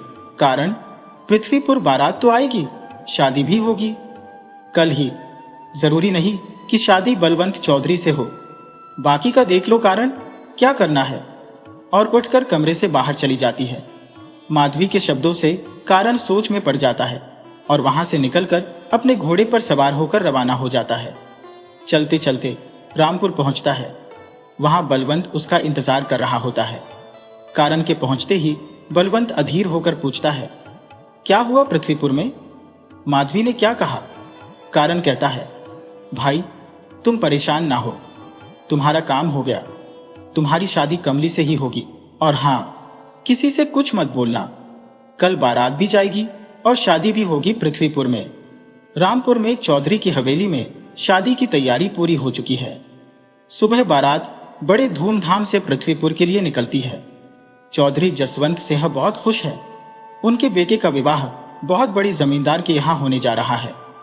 इधर कारण के दिमाग में कुछ और ही चल रहा है। बारात पृथ्वीपुर पहुंच चुकी है। बारात के रुकने के लिए बहुत अच्छी व्यवस्था है। पृथ्वीपुर पूरा रोशनी से जगमगा रहा है। बारातियों का स्वागत बड़े जोर शोर से हो रहा है। एक कमरे में दूल्हा बलवंत, रविंद्र और कारण रुके हुए हैं। दूल्हा तैयार होकर हाथी की पालकी पर बैठ चुका है। उसके माथे पर सेहरा बंधा हुआ है। वहां का रिवाज है कि सेहरा बंधने के बाद दूल्हे का चेहरा शादी के फेरे होने तक कोई नहीं देख सकता। नाच गाना जोर शोर से चल रहा था। बारात हवेली की ओर बढ़ रही थी। हवेली के बाहर पृथ्वीपुर के जमींदार बारात के स्वागत के लिए खड़े थे। जैसे ही बारात हवेली पहुंची, महिलाओं ने दीपक कलश लिए खड़े होकर स्वागत किया। जसवंत चौधरी महिलाओं के कलश में बहुत सारा सोना चांदी डालते हैं। बारात हवेली के अंदर विशाल मैदान में पहुंचती है। सभी बारातियों के लिए 56 प्रकार के व्यंजनों का प्रबंध किया गया है। सभी बाराती भोजन में व्यस्त हो गए। एक ओर शादी की रस्में चल रही थी। दुल्हन ने दूल्हे को वरमाला पहनाई और फिर दूल्हे ने दुल्हन को वरमाला पहनाई। उसके बाद फेरे हुए। शादी संपन्न होने के बाद जब दूल्हे का सेहरा हटाया गया तो सभी लोग चौंक गए। दूल्हा बलवंत की जगह कारण था। सभी लोग यह देखकर हक्के बक्के रह गए। पृथ्वीपुर के जमींदार चौधरी से बोले, यह तूने हमारे साथ धोखा क्यों किया? चौधरी, इसकी बड़ी कीमत तुम्हें चुकानी पड़ेगी। चौधरी जसवंत घबराकर बोले, पृथ्वीपुर के जमींदार, धोखा तो मेरे साथ हुआ है। मेरे बेटे ने मुझसे धोखा किया है। आप मुझे माफ करें। चौधरी जसवंत अपनी तलवार निकालकर कारण की तरफ दौड़े। तभी माधवी उनके सामने आ गई। चौधरी बोले, हट जाओ लड़की, इसका तो आज अंत कर दूंगा। इसने भी विश्वासघात किया है। माधवी कहती है, आप दूर रहिए, ये मेरे पति है। इन्हें किसी ने छुआ भी तो मैं भवानी की कसम खाती हूँ, एक आदमी भी वापस रामपुर नहीं लौटेगा। बारात पृथ्वीपुर से वापस जा चुकी है। पृथ्वीपुर के जमींदार, उनकी पत्नी माधवी और कारण एक ओर बैठे हुए हैं। माधवी कहती है, पिताजी मुझे माफ कर दें। मेरी शादी मेरी पसंद से हुई है। ये नारायणपुर के जमींदार के बेटे कारण है। शादी तय होने के बाद मुझे पता चला कि बलवंत और कमली एक दूसरे से प्रेम करते हैं। मैंने सोचा कि उनका मिलन होना चाहिए। कारण कहता है, माधवी, आपसे मेरी शादी हुई है। मैं अपना पति धर्म निभाऊंगा, पर पहले मुझे पास के जंगल में जाना है जहां बलवंत मेरा इंतजार कर रहा है। उसे और कमली को मिलाना है। मैं अपना वादा निभाकर वापस आऊंगा और आपको अपने घर ले जाऊंगा। कारण माधवी से विदा लेकर जंगल में निकलता है और अपने दोस्त बलवंत के पास पहुंच जाता है। जंगल में बलवंत उसका इंतजार कर रहा था। कारण के पहुंचते ही बलवंत पूछता है, क्या हुआ वहां? बताओ मुझे। कारण कहता है, दोस्त, सब ठीक है। चलो, मैं तुम्हें कमली के पास ले चलता हूं। दोनों नारायणपुर के लिए रवाना होते हैं। कमली तालाब के किनारे गुमसुम बैठी हुई थी। तभी उसे किसी की आहट सुनाई देती है। वह पूछती है, कौन? मूर्ति को देखती है तो बलवंत को पहचानती है। कमली बलवंत से लिपटकर रोने लगती है। आपने मेरी खबर ही नहीं ली। मैं तो आपको याद करके तिल तिल मर रही थी। बलवंत कहता है, कमली, मुझे भी नहीं पता था कि तुम जिंदा हो। मैं तो तुम्हारी याद में पागल सा हो गया था। हम आज कारण की वजह से मिल पाए हैं। बलवंत कारण को गले से लगा लेता है। कारण कहता है, बलवंत, तुम लोगों के लिए यह जगह सुरक्षित नहीं है। अब तुम्हें यहां से दूर जाना होगा, क्योंकि तुम्हारे पिताजी चौधरी साहब को पता चल गया होगा कि तुम यहां आए हो। वह तुम्हें ढूंढते हुए जरूर आएंगे। तुम लोग यहां से नाहरगढ़ चले जाओ। वहां मेरा दोस्त वीरेंद्र सिंह रहता है। मैं उसे पत्र लिख देता हूं। वह तुम्हारी हर तरह से मदद करेगा। मेरा घोड़ा ले जाओ। उसके ऊपर बंधे थैले में थोड़ा सा धन रखा है जो तुम्हें जरूरत पड़ने पर काम आएगा। अब तुम लोगों को यहां से निकलना चाहिए, क्योंकि अगर तुम्हारे पिताजी को पता चल गया तो वह कभी भी आ जाएंगे। कारण और बलवंत एक दूसरे को गले लगाकर विदा लेते हैं। इधर रामपुर बारात वापस आ गई है। जसवंत चौधरी बहुत गुस्से में है। उनका गुस्सा 7वें आसमान पर है। उन्होंने अपने लोगों को बुलवाया और कहा, जाओ और बलवंत को ढूंढ कर लाओ। जब तक बलवंत का पता नहीं चले तब तक लौटकर मत आना। मुझे बलवंत चाहिए, किसी भी कीमत पर। आज उसने मेरी इज्जत को मिट्टी में मिला दिया है। इधर बलवंत और कमली घोड़े पर सवार होकर आपस में बातें करते हुए जा रहे थे। कमली कहती है, मलिक, आपने अपना क्या हाल बना लिया है। दोनों एक दूसरे से मिलकर ऐसा महसूस कर रहे थे जैसे पूरी दुनिया उनकी हो गई हो। दिन भर यात्रा करने के बाद रात तक वे एक गांव में पहुंचते हैं और वहां के मुखिया के घर रुकते हैं। मुखिया बलवंत को पहचान जाता है क्योंकि वह जसवंत चौधरी का मित्र है और बलवंत की शादी में भी गया था। उसने माधवी और बलवंत की शादी के बाद की घटनाओं को सुना था। मुखिया बलवंत की बहुत खातिरदारी करता है और उसे अपने घर में ठहराता है। कमली और बलवंत पास में ही बातें कर रहे थे। मुखिया को बलवंत पर जरा भी शक नहीं होने देता कि वह जसवंत चौधरी का मित्र है और चुपके से अपने आदमी को रामपुर भेजकर जसवंत को खबर देता है। अगली सुबह जब बलवंत और कमली जाने के लिए तैयार होते हैं तो मुखिया उन्हें रोककर कहता है कि आज उनके यहाँ बच्चे का जन्म उत्सव है, इसलिए वे एक दिन और रुक जाएं। बलवंत और कमली मुखिया की चाल को नहीं समझ पाते। मुखिया अपने बेटे से कहता है कि वे लोग शंकर भगवान के मंदिर दर्शन करने जाएं। सुबह का नाश्ता करके वे लोग मंदिर की ओर चल देते हैं। जब वे दर्शन करके वापस आते हैं, शाम होने को होती है।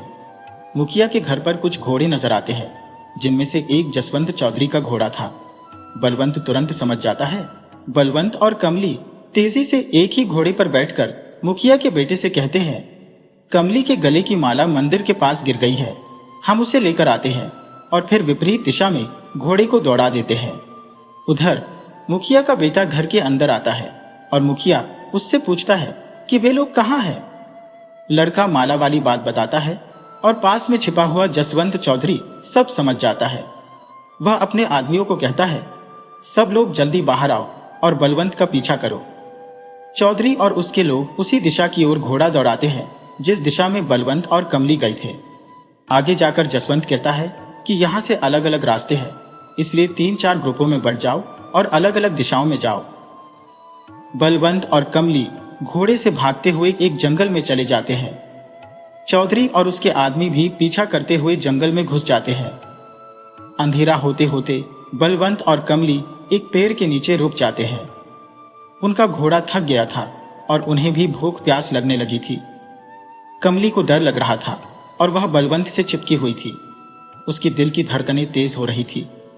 कमली बलवंत से कहती है, मलिक, अगर बड़े मलिक ने हमें पकड़ लिया तो वे हमें जिंदा नहीं छोड़ेंगे। बलवंत कहता है, ऐसा कुछ नहीं होगा कमली, हम सुरक्षित हैं। यहां से निकलेंगे और एक नई दुनिया बसाएंगे जहां कोई हमारे प्यार के बीच नहीं आएगा। हमारा एक छोटा सा परिवार होगा। मैं तुम्हें कभी अकेला नहीं छोड़ूंगा। बलवंत कमली को समझाता है और परिवार की बातें सुनकर कमली शर्मा जाती है। फिर दोनों एक दूसरे के आगोश में दुनिया से बेखबर होकर सो जाते हैं। उन्हें पता ही नहीं चलता कि सुबह कब हो जाती है। जब घोड़े की टॉप की आवाज उनके कानों में पड़ती है तो बलवंत अचानक जाग जाता है और कमली को उठाता है। हम लोगों को यहाँ से जल्दी निकलना होगा, वे लोग हमारे पीछे आ गए हैं, बलवंत कहता है। बलवंत और कमली जल्दी से घोड़े पर सवार होकर वहां से निकल जाते हैं। घोड़ा हवा से बातें कर रहा है और वे तेजी से आगे बढ़ रहे हैं। एक पैर बीत जाता है लेकिन जंगल खत्म होने का नाम ही नहीं लेता। वे पानी पीने के लिए झरने के पास रुकते हैं। पानी पीकर जैसे ही खड़े होते हैं उन्हें सांपों की आवाजें सुनाई देने लगती हैं। वे फिर वहां से भागते हैं लेकिन पीछा करने वाले लोग उनके और पास आ जाते हैं और दिखने लगते हैं। थोड़ा आगे बढ़ने पर वे एक ऐसी जगह पहुंचते हैं जहां दोनों तरफ घना जंगल है और दूसरी तरफ एक नदी बह रही है। वे नदी के समतल पर पहुंचते हैं और उनके पीछा करने वाले लोग भी उनके पीछे चले आते हैं। आगे पहुंचने पर वे देखते हैं कि आगे कोई रास्ता नहीं है। नदी ऊंचाई से खाई में गिर रही है और खाई इतनी गहरी है कि नीचे कुछ भी नजर नहीं आता। बलवंत और कमली घोड़े से उतर जाते हैं। चौधरी जसवंत और उसके आदमी पास आ रहे हैं। कमली और बलवंत एक दूसरे को देखते हैं और एक निश्चय करते हैं। चौधरी के आदमी उनके पास आते हैं और जसवंत चौधरी कहता है, अपने लट्ठी से जाओ और दोनों को पकड़कर लाओ। जैसे ही वे आगे बढ़ते हैं बलवंत और कमली एक दूसरे का हाथ पकड़कर नदी में छलांग लगा देते हैं और नदी में गिर जाते हैं। चौधरी का एक आदमी कहता है, मलिक, वे लोग इतनी ऊंचाई से गिरे हैं, जिंदा नहीं बचेंगे। नीचे बहुत बड़े बड़े पत्थर है, यहाँ से गिरकर कोई भी जिंदा नहीं बच सकता। थोड़ी देर बाद चौधरी और उसके आदमी वहां से वापस चले जाते हैं।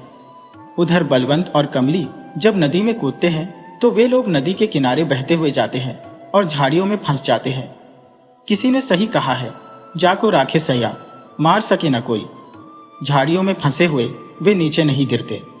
जब बलवंत को होश आता है तो वह देखता है कि वे झाड़ियों में फंसे हुए हैं और ऊपर से नदी का पानी तेजी से गिर रहा है। बलवंत झाड़ी से निकलने की कोशिश करता है, लेकिन उसके हाथ पैर और शरीर में लकड़ी के टुकड़े घुसे हुए हैं। वह एक एक करके सभी टुकड़ों को निकालता है और धीरे धीरे पत्थरों के किनारे पर आ जाता है। उसके शरीर के कई हिस्सों में चोट लगी है। वह अपना कुर्ता फाड़कर खून बहने वाली जगहों को बांध लेता है। फिर वह कमली के पास जाता है, जो अभी भी बेहोश है। बलवंत उसे खींचकर पत्थरों के किनारे पर ले आता है, कमली को होश में लाने की। बलवंत ने बहुत कोशिश की, लेकिन कोई सफलता नहीं मिली। वह देखता है कि वे एक ऐसी जगह फंसे हैं जहां से ऊपर चढ़ना असंभव है और नीचे उतरना अत्यंत कठिन। रात होने को है और कमली बेहोश है। बलवंत असमंजस में है। चारों ओर नदी के पानी की गर्जना हो रही है। कमली का सिर अपनी गोद में रखते हुए उसे होश में लाने का प्रयास करता है, लेकिन वह अब भी बेहोश है। उसकी आंखें बंद होने लगती है और वह नींद में चला जाता है। जब वह जागता है तो देखता है कि कमली को होश आ रहा है। कमली पूछती है, हम कहाँ हैं मलिक? और उठने की कोशिश करती है, पर दर्द के कारण उठ नहीं पाती। मुझे क्या हुआ है? मैं क्यों नहीं उठ पा रही हूँ? वह फिर से नीचे देखती है और डर जाती है। बलवंत कहता है, घबराओ मत, हम सुरक्षित हैं। बस थोड़ी ऊंचाई पर फंसे हुए हैं, जल्द ही निकलेंगे। बलवंत पास के पेड़ की लंबी शाखाओं से रस्सी बनाता है, उसे मजबूत करता है और कमली को कमर से बांधकर धीरे धीरे नीचे उतारता है। फिर खुद भी नीचे आता है। वे जंगल में लगे फलों को तोड़कर खाते हैं। कमली कहती है, मलिक, आप मेरे कारण कितना परेशान हुए। आप एक जमींदार परिवार के बेटे हैं। आपने मुझसे प्यार क्यों किया? आपकी जिंदगी मेरे आने से पहले कितनी अच्छी थी और आज मेरे कारण दर दर भटक रहे हैं। बलवंत कहता है, ऐसा नहीं है कमली, तुम मेरे जीने की वजह बन गई हो। तुम्हारे बिना मैं एक पल भी जिंदा नहीं रह सकता। अब मेरी जिंदगी तुमसे शुरू होकर तुम पर ही खत्म होगी। बातें करते हुए वे आगे बढ़ते हैं। तभी उन्हें दूर एक गांव नजर आता है और उनके चेहरे पर खुशी छा जाती है। वे तेजी से गांव की तरफ बढ़ते हैं। गांव में ठहरने का ठिकाना मिल जाता है और वहां के वैद्य उनके जख्मों का इलाज करते हैं। कुछ दिन बाद स्वस्थ होकर वे गांव वालों से विदा लेते हैं और विन्हारगढ़ के लिए निकलते हैं। कमली और बलवंत बहुत खुश हैं और खुशी खुशी नाहरगढ़ के पास पहुंचते हैं। वहां एक बड़ा मेला लगा हुआ था। कमली कहती है, मलिक, मुझे मेला घूमना है। बलवंत कमली के साथ मेले में जाता है। मेले में कई दुकानें लगी हुई हैं, चूड़ी, कपड़े, मिठाई, बर्तन और नाटक नौटंकी। वे घूमकर थक जाते हैं और एक झूले के पास खड़े हो जाते हैं। तभी कमली देखती है कि एक बच्चा झूले से लटक रहा है और गिरने वाला है। वह चिल्लाती है, मलिक, वह बच्चा गिर जाएगा। बलवंत झूले के नीचे पहुंचता है और बच्चा एक झटके में नीचे गिरता है। बलवंत उसे हवा में ही पकड़ लेता है। लोग इस दृश्य को देखकर हैरान हो जाते हैं। वहां भीड़ इकट्ठी हो जाती है।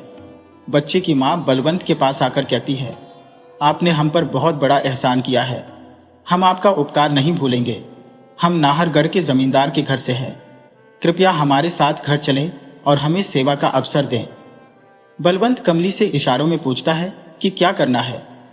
कमली सहमति में सिर हिलाती है और वे महिला के साथ जाने को तैयार हो जाते हैं। महिला बलवंत और कमली का आभार प्रकट करती है और उन्हें अपने साथ चलने के लिए आग्रह करती है। वह कहती है, आप लोगों को मेरे साथ चलना ही होगा। हमें भी सेवा का अवसर दें। महिला अपना परिचय देती है, मैं नाहरगढ़ के जमींदार ठाकुर रतन सिंह की पत्नी मनोरमा हूं। बलवंत और कमली से वह पूछती है, आप लोग कौन हैं? बलवंत जवाब देता है, हम परदेसी हैं और यह मेरी प्रेमिका कमली है। हमारे परिवारों को हमारा रिश्ता पसंद नहीं, इसलिए हम भाग कर आए हैं। हमारी शादी को परिवार वाले कभी स्वीकृति नहीं देंगे, इसलिए हम गांव छोड़कर आए हैं।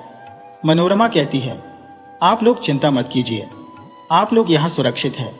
मैं आप दोनों की शादी यहीं करवाऊंगी। नाहरगढ़ पहुंचने पर मनोरमा देवी उन लोगों के रहने की व्यवस्था अपनी हवेली में करती है। और ठाकुर रतन सिंह को सारी घटना बताती है। रतन सिंह भी उन दोनों का आभार प्रकट करते हैं और कुछ दिनों बाद उन दोनों की शादी की तारीख तय हो जाती है। 4 दिन बाद कमली और बलवंत की शादी है। कमली बहुत खुश है। वह बलवंत से कहती है, मलिक, मैं बहुत खुश हूं। अब हमारा सपना पूरा होने जा रहा है, जिसके लिए हमने इतनी परेशानी झेली है। परिवार से दूर हुए हैं, हमारी जान पर भी बनाई थी, लेकिन आज हम बहुत खुश हैं। 4 दिन बाद हमारी शादी होने वाली है और फिर हम एक दूसरे के जन्म जन्मांतर के साथी हो जाएंगे। हमारा छोटा सा परिवार होगा, जिसमें आप, मैं और हमारे बच्चे होंगे। बलवंत कमली को अपनी बाहों में लेता है और कमली शर्म से लाल हो जाती है। शादी का दिन आ जाता है। कमली बहुत सज धज कर तैयार होती है। ठाकुर रत्न सिंह शादी की बेहतरीन व्यवस्था करते हैं और कई मेहमानों को आमंत्रित किया जाता है। आज बलवंत और कमली एक दूसरे को वरमाला पहनाकर सदा के लिए एक हो जाते हैं। शादी के बाद रतन सिंह उन्हें कुछ दिन अपने पास रखने के बाद रहने के लिए एक घर देते हैं और बलवंत को अपना मुनीम बना देते हैं। ठाकुर रत्न सिंह उन दोनों को बच्चों की तरह रखते हैं और कमली उन्हें अपने पिता की तरह सम्मान देती है।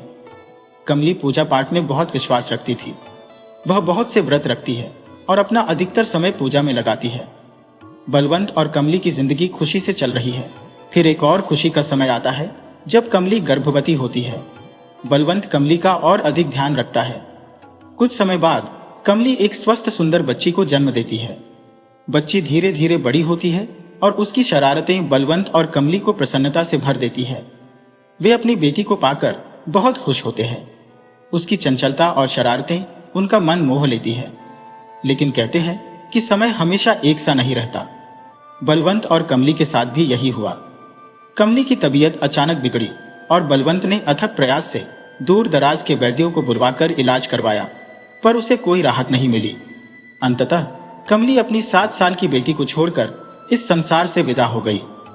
कमली के जाने के बाद बलवंत बुरी तरह टूट गया, जैसे उसकी जीने की इच्छा समाप्त हो गई हो। ठाकुर रतन सिंह ने उसे बहुत समझाया और कहा, अपनी बेटी के लिए तो तुम्हें संभालना ही होगा।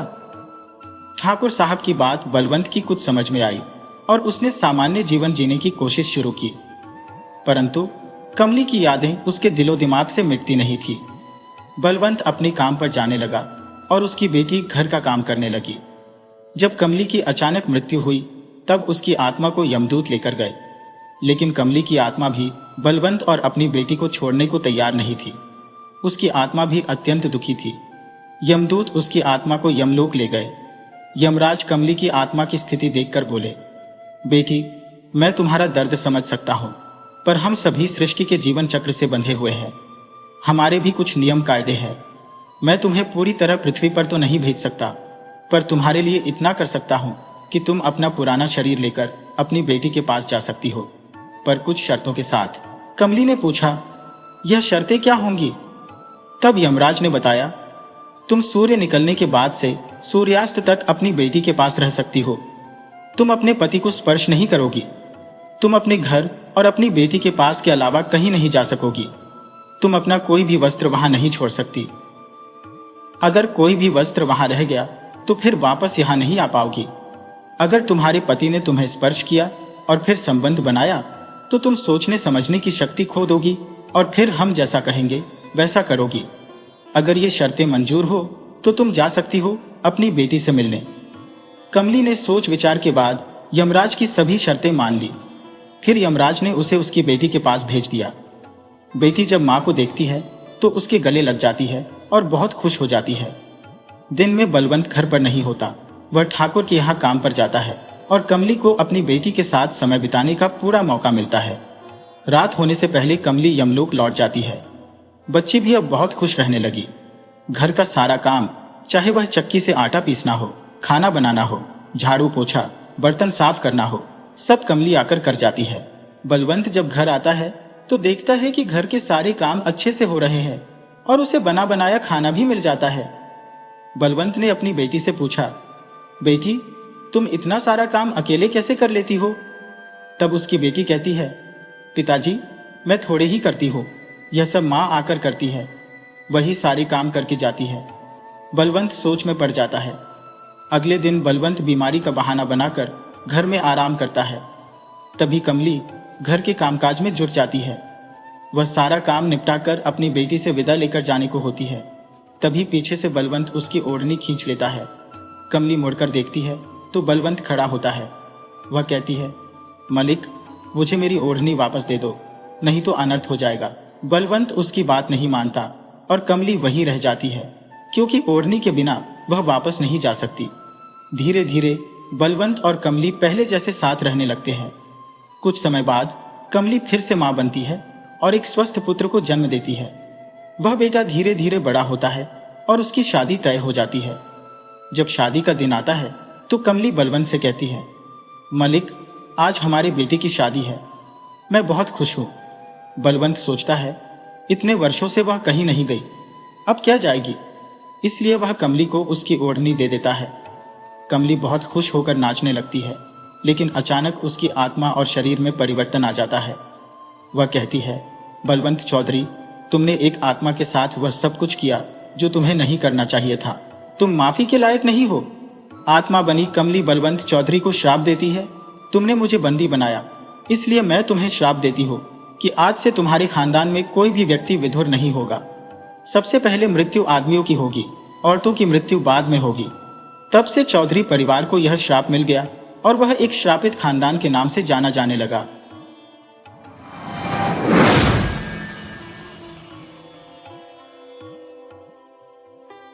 सोन सुराही स्पेनी लोक कथा। बहुत दिन हुए स्पेन के उत्तरी भाग में घोड़ों का एक व्यापारी रहता था। परिवार में अपना कहने के लिए उसके केवल माँ और बहन थी। वह वर्ष में कुछ दिन तो अपने घर में रहता था, किंतु ज्यादा दिन बाजार में घोड़े और खच्चर की खरीद बेच में बिता दिया करता था। एक दिन वह व्यापारी किसी दूर के नगर में घोड़े बेचने के लिए गया। वहां अच्छा खासा मेला लगा हुआ था।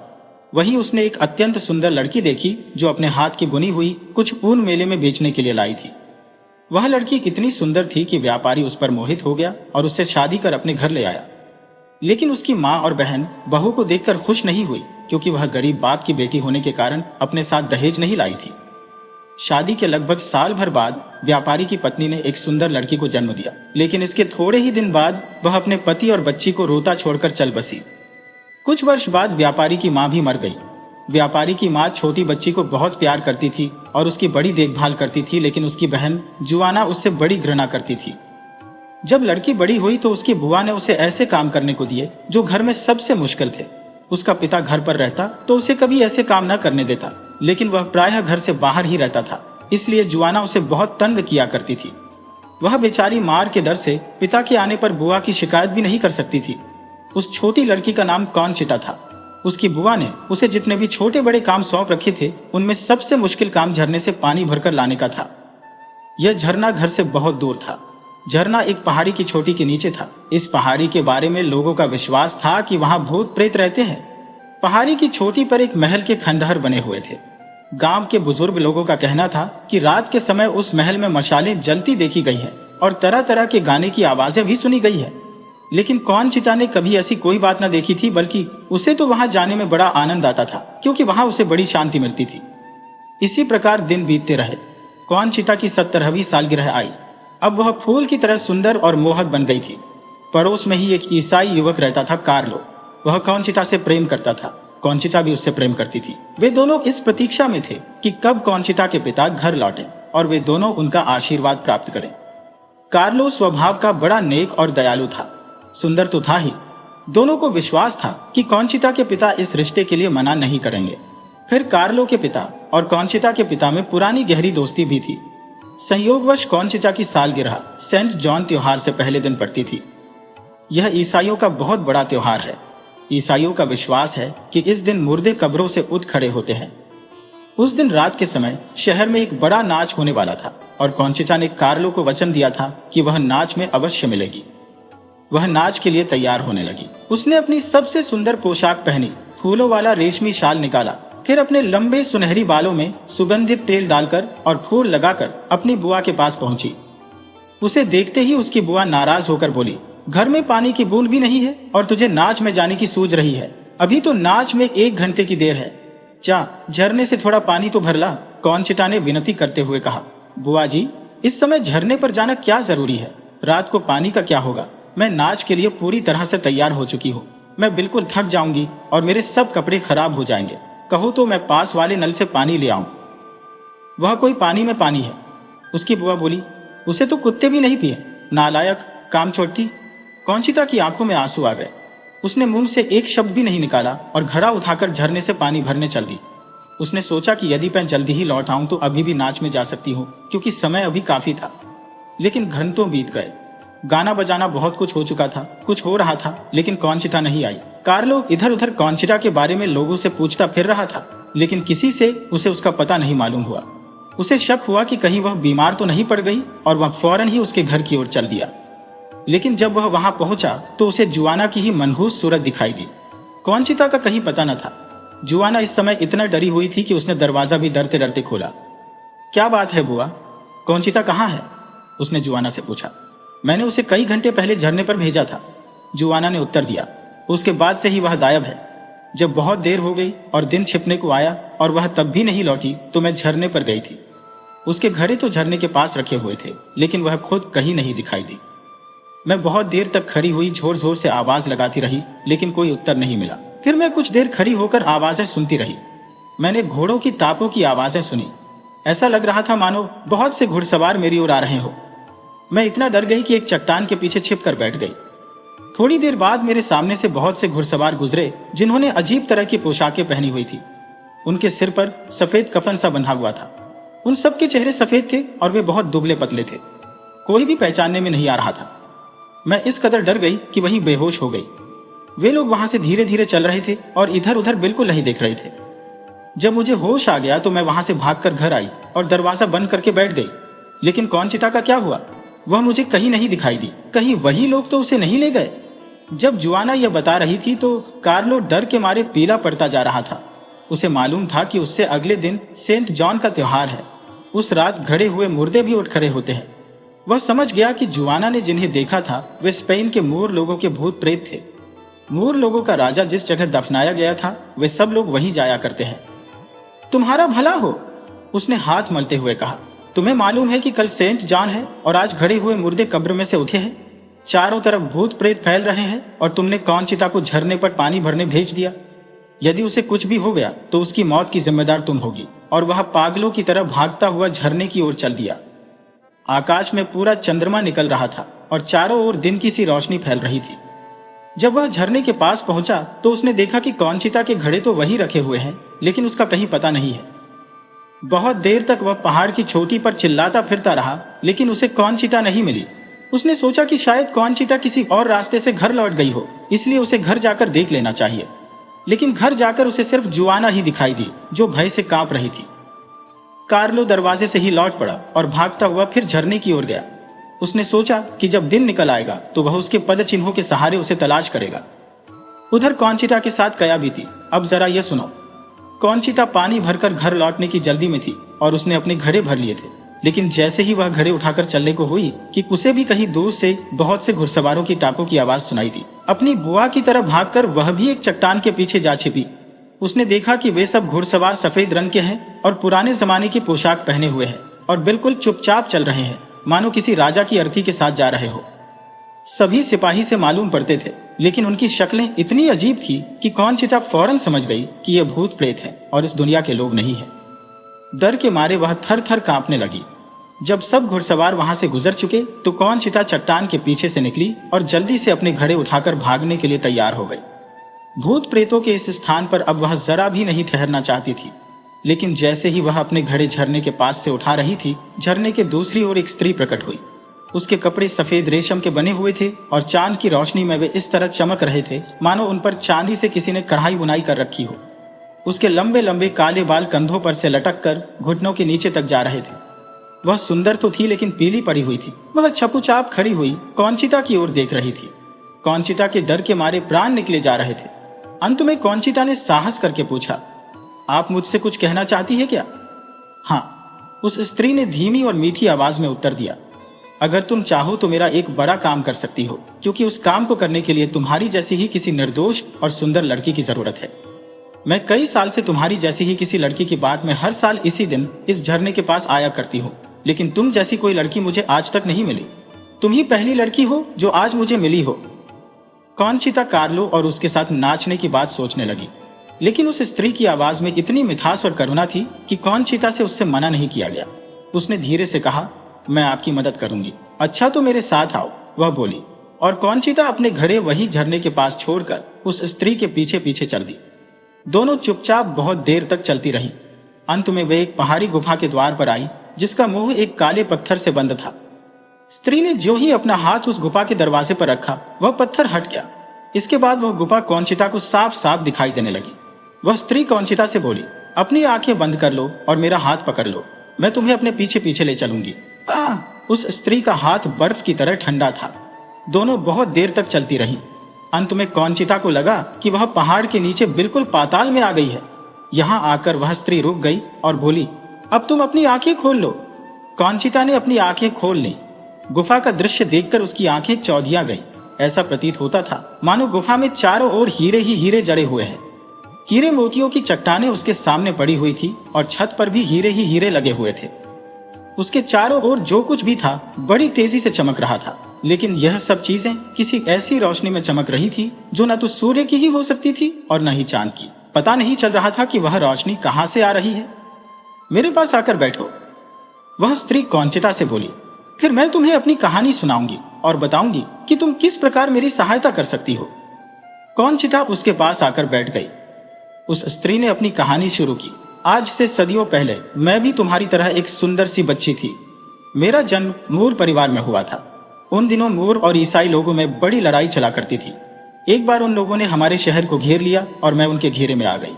पहले तो मुझे अपने भाई बहनों की चिंता होने लगी, किंतु अंत में मैं उस ईसाई अफसर पर मोहित हो गई जिसने मुझे पकड़ रखा था। वह मुझे अपने देश ले गया और उसने मुझे ईसाई बना लिया। फिर हम दोनों की शादी हो गई। जब मेरे पिताजी ने यह बात सुनी तो वह मृत्युशैया पर पड़े आखिरी सांस ले रहे थे। मरते मरते भी उन्होंने मुझे श्राप दिया कि मैंने जो अपने देश और धर्म को छोड़ा है, उसकी सजा में मैं मरने के बाद तब तक भूत बनकर घूमती रहूंगी जब तक कोई सुंदर और बिल्कुल निर्दोष लड़की मेरे साथ इस गुफा में आकर मेरी सहायता न करेगी। ये गुफा जादू की है और उस लड़की को मेरा हाथ कसकर पकड़े रखना होगा। इस बीच जो भी जादू मुझ पर हुए हैं वे सब धीरे धीरे करके उतरेंगे। जब सब जादू उतर जाए तो वह लड़की मुझे चूम ले। बस इस तरह मेरी दुखी आत्मा को शांति मिल सकती है।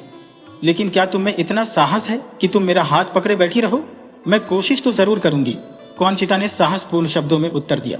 उस स्त्री ने कहा, चाहे जो भी हो, लेकिन तुम मेरा हाथ मत छोड़ना। अपनी प्रार्थनाएं भी कभी मत बंद करना। जब तक तुम प्रार्थना करती रहोगी तुम्हारा कोई बाल भी बांका नहीं कर सकेगा। तुम जरा भी न चिल्लाना और किसी का नाम लेकर भी मत पुकारना। यदि तुम कहीं भी चूक गई तो मेरे ऊपर जो शाप है उसका प्रभाव धूना हो जाएगा। लेकिन अगर तुम सफल हो गई तो मेरी आत्मा मुक्त हो जाएगी। और उसने कॉन्चिता को कांसे का एक पुराना सा घड़ा दिया जो वहीं पड़ा हुआ था। कॉन्चिता ने घड़ा हाथ में ले लिया और दूसरे हाथ में उस स्त्री का हाथ पकड़ लिया। इसके बाद वह जोर जोर से अपनी प्रार्थना पढ़ने लगी। उसने भय से देखा कि उसकी साथी औरत फौरन ही एक भयंकर काले रीछ में बदल गई है। जो हाथ उसने पकड़ रखा था वह अब एक रीछ का घने बालों वाला पंजा बन गया था। भय के मारे वह उसे छोड़ने वाली ही थी कि उसे उस स्त्री की बात याद आई। उसने फौरन ही उसके हाथ को कसकर पकड़ लिया और जोर जोर से प्रार्थना पढ़ने लगी। तुरंत ही सारी गुफा बड़े बड़े भयावने रीछों से भर गई और सब उसकी ओर देख देख कर दांत निकालने लगे। लेकिन उसने भी अपनी साथिन का हाथ कसकर पकड़े रखा और बराबर प्रार्थना पढ़ती रही। थोड़ी देर में ही गुफा में चारों ओर अंधेरा फैल गया और उसे समुद्र की लहरों जैसी आवाज सुनाई दी।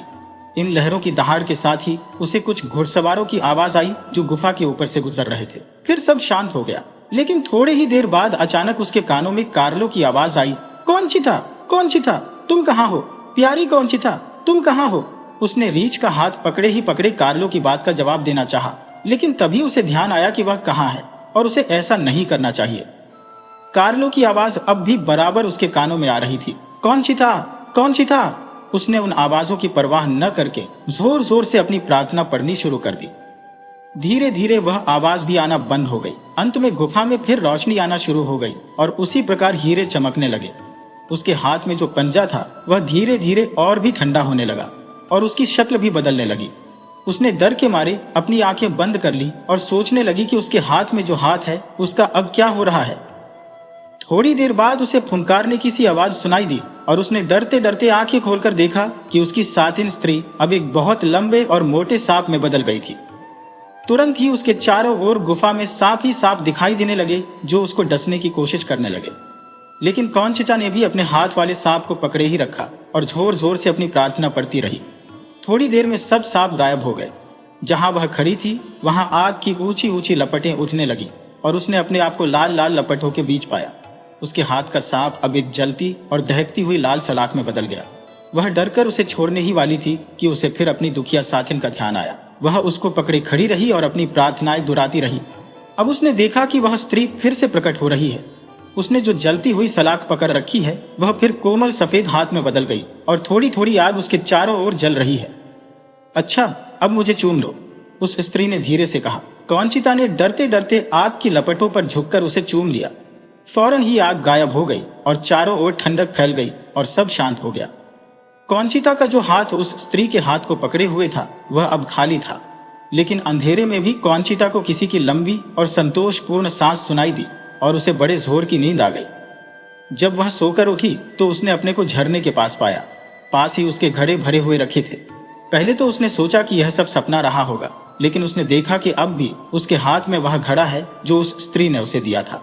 उसे विश्वास हो गया कि रात वाली बात सपना नहीं बल्कि सच थी। लेकिन वह घड़ा अब सोने का लग रहा था। पौ फटने लगी थी और चारों ओर चिड़िया चहचहाने लगी थी। कौनचिता का मन प्रसन्न था। उसने घड़ा उठाया और घर की ओर चल दी। वह थोड़े ही दूर गई होगी कि उसने कार्लो को अपनी ओर आते देखा। कार्लो के चेहरे पर चिंता छाई हुई थी। वह बड़ा उतावला सा हो रहा था। कार्लो उसे देखकर खुशी से पागल हो गया और उससे बार बार रात का हालचाल पूछने लगा।